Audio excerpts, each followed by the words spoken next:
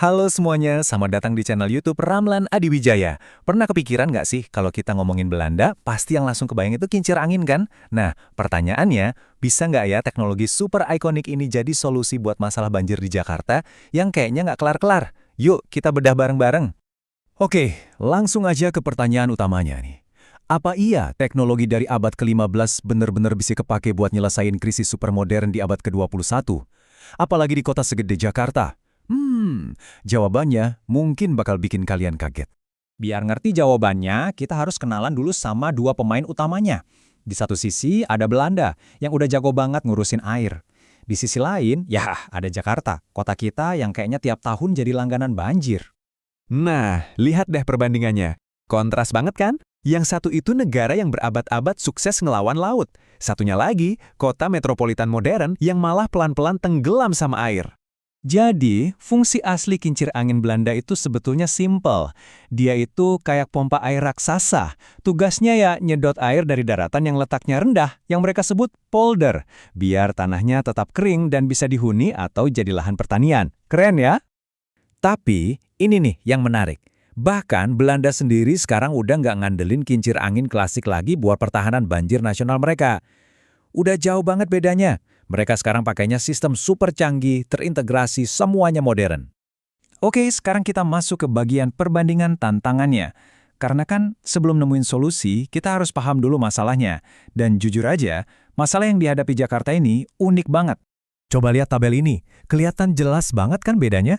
Mulai dari geografinya, tantangan airnya, sampai kondisi anginnya, beda total. Jadi, jelas kita nggak bisa bilang masalah Jakarta itu sama persis kayak masalah Belanda. 26%. Bayangin, lebih dari seperempat negara Belanda itu posisinya di bawah permukaan laut. Gila kan? Makanya nggak heran kalau dari dulu banget ratusan tahun, fokus utama mereka ya gimana caranya ngendalin air.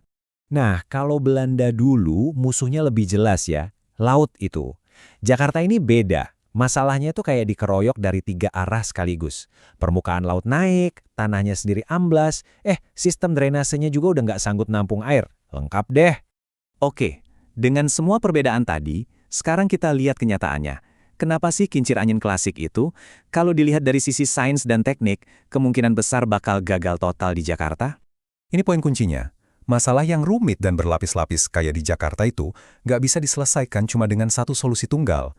Jadi kalau cuma ngandelin kincir angin doang, ya nggak bakal cukup. Masalah teknis pertama, dan ini yang paling mendasar adalah angin. Ya, anginnya itu sendiri. Kincir angin klasik butuh angin yang stabil dan kencang buat muter. Nah, di Jakarta yang penuh gedung, anginnya itu lemah, nggak konsisten, muter-muter nggak jelas. Jadi, ya tenaganya nggak bakal cukup buat pompa air.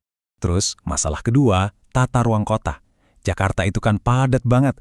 Mau bangun kincir angin segede gaban di mana? Udah gitu, gedung-gedung tinggi di mana-mana, itu malah jadi penghalang angin. Jadi, efisiensinya pasti anjlok.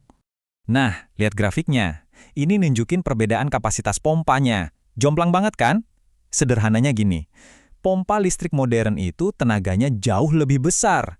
Kincir angin klasik, tenaganya nggak seberapa untuk mindahin air banjir sebanyak itu di kota segede Jakarta. Jauh dari cukup.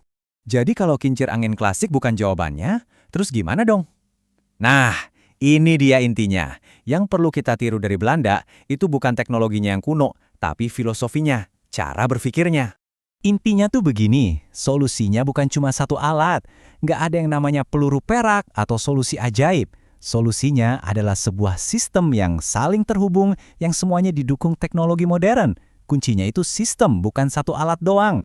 Oke, mari kita lihat kayak gimana sih sistem terintegrasi yang lebih cerdas ini. Coba kita bedah satu-satu ya. Pertama, kita butuh turbin angin modern buat hasilin listrik yang ramah lingkungan. Terus, listriknya itu dipakai buat nyalain pompa-pompa air raksasa. Setelah itu, bangun pintu-pintu air otomatis yang canggih buat nahan air laut. Dan terakhir, sistem drainasi kotanya juga harus pinter, terintegrasi sama waduk dan ruang terbuka hijau. Nah, diagram ini nunjukin semua komponennya. Jadi ada energi terbarukan, ada infrastruktur fisik kayak tembok laut dan pompa, ada juga infrastruktur hijau kayak taman dan kanal, plus sistem pintar buat peringatan dini. Semuanya ini harus jalan bareng, kerjasama, nggak bisa sendiri-sendiri. Dan ini membawa kita ke kesimpulan akhir. Jadi, pelajaran berharga dari Belanda itu bukan soal nyontek kincir anginnya, tapi meniru cara berpikir mereka, inovasi yang sistematis dan terus beradaptasi. Jadi kalau ditanya, teknologi baru apa yang bisa melindungi kota-kota kita? Jawabannya bukan satu teknologi, tapi kemampuan kita untuk membangun sebuah sistem yang tangguh dan fleksibel, yang siap menghadapi dunia yang terus berubah. Nah, itu dia tantangan sebenarnya.